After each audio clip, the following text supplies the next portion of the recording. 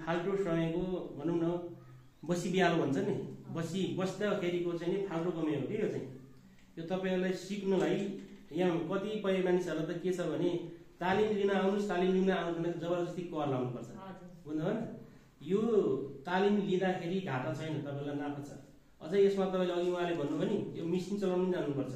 त्यो मेसिन अलिकति सानोतिनो बिग्रियो भने त्यो बनाउनु पनि जानुपर्छ। यो तालिमभरि तपाईँहरूलाई कति दिन लाग्छ, उहाँले कति दिन गराउनुहुन्छ, तपाईँहरूलाई यो तालिमभरि त्यो सबै कुरो सिकाउनुहुन्छ। यो सिकेको सिप तपाईँहरू जस्तै सिकेको मान्छेले तपाईँको अन्त ट्रेनिङ गर्न जान्छन्।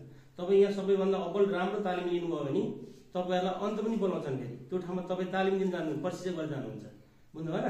हामीले कतिपय काठमाडौँ पनि त्यो कोठामा बस्ने मान्छे देखाएको छौँ नि, कोठामा बस्ने मान्छेले कोही त यसो गोलो गोलो बनाउने हुन्छ, थाहा छ तपाईँहरूलाई। अनि घरमा ल्याएर यसो स्वेटरहरू बन्ने हुन्छ, मुजा बन्ने हुन्छ, पन्जा बन्ने हुन्छ। त्यो भनेको फाल्टो काम हो कि।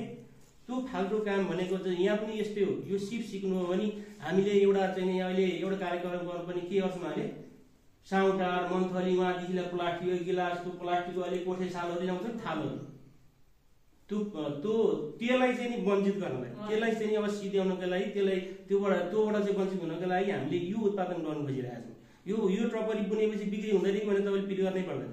दुना टपरी बनाएर जति स्टोर गर्न सक्नुहुन्छ त्यो रामेश्वरम नगरपालिकाले किनिदिन्छ, बुझ्नुभयो न। र यो वरिपरि हामीले कार्यक्रम गर्दाखेरि तपाईँहरू प्लास्टिक प्रयोग नगर्नुहोस् है। अब हाम्रो ओडामा हाम्रो ठाउँमा यहाँ दुना टपरी बनाएको छ, त्यो प्रयोग गरेर भन्छ हामी, बुझ्नुभयो न।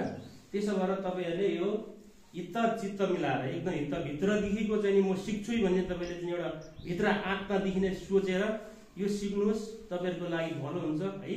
त्यसो भएको हुनाले हामीले यो तालिम धेरै नै उसको